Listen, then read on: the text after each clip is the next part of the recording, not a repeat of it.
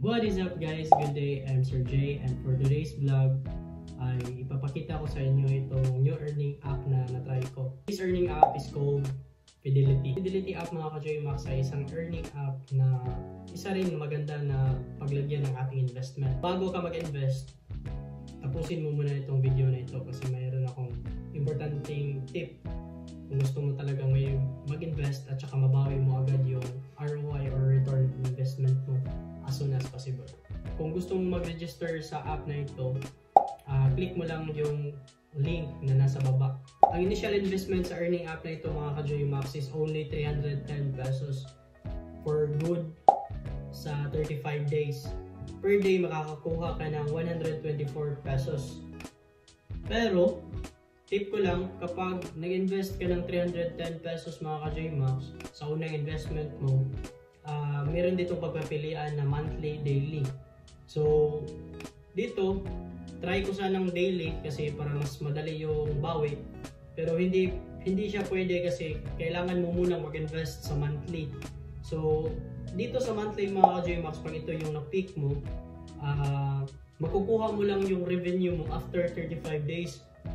So bali nag-earn ka, papasok sa balance or sa wallet mo, pero hindi mo pa pwedeng ma-withdraw unless matatapos mo yung 35 days. So sa 310 pesos mo, magiging 4,340 pesos na yan after 35 days kasi mayroon kang 124 pesos per day.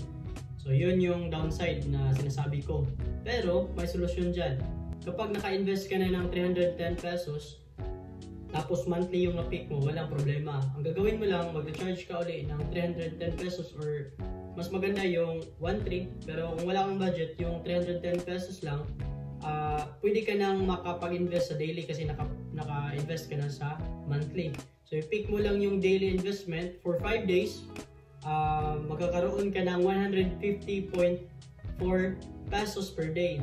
So times 5, so ang total revenue mo ay 750 pesos 0.20 cents. So yan, mababawi mo na yung capital investment mo na dalawa. Bali, first sa monthly 310, tsaka sa second 310 for 5 days. Yung 5 days na yan mga ka-JMax, yan yung magpapabilis sa ROI or return of investment mo. So kasi 5 days meron kang tag 150, so bali may excess ka pa na 120 pesos. Bawi mo na yung capital at saka puhunan mo, tapos by the end of 35 days meron ka pang makukuha na 4,340 pesos. So malaki-laki na rin yan. So sa mga willing mag-invest ng mas malaki, then mas maganda, pero yan lang yung tip ko para mabawi mo agad yung return of investment. Sa akin, unang na-invest ko is 310 pesos, and then monthly yun. After nag-invest ulit ako ng days, 5 days lang. So today, mababawi ko na yung capital ko, tsaka the rest, passive na yun. So kung after 35 days, may makukuha ako ng 4,340 pesos. So maganda na yun. So kung gusto niyo mag-invest sa app na ito, ang question is, legit pa ito? So kung gusto nyo i-try, search na lang yung Fidelity. Makikita nyo sa YouTube na legit talaga ito. Tsaka SEC registered to, tapos may 6% na tax, and baka kapag withdraw ka lang nito once per day, around 10 AM to 2 PM.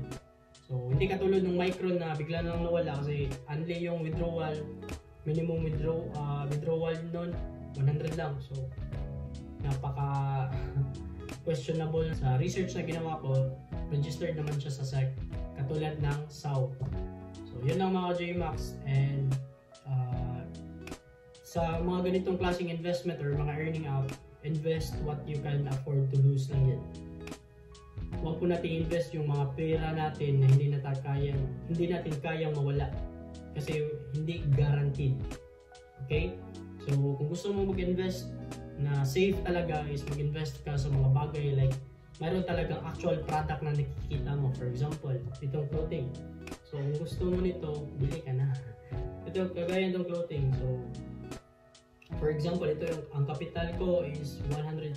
So if may benta ako ng 200, may 50 pesos. Legit na yan, investment na yan. So pero ganito sa online, nagmukha itong easy money. Pero sa totoo lang, lahat naman ng bagay na gusto mong gawin ay kailangan ng sakripisyo, saka risk. Hindi yan mawawala, alright? So try lang kung goods, then go. So for me, nakapag-withdraw na ako na mga 4 na beses and then mabilis naman siyang pumasok sa Gcash tsaka legit. Alright, so ito yung proof.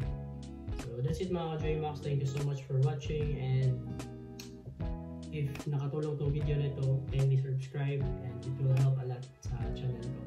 So thank you so much.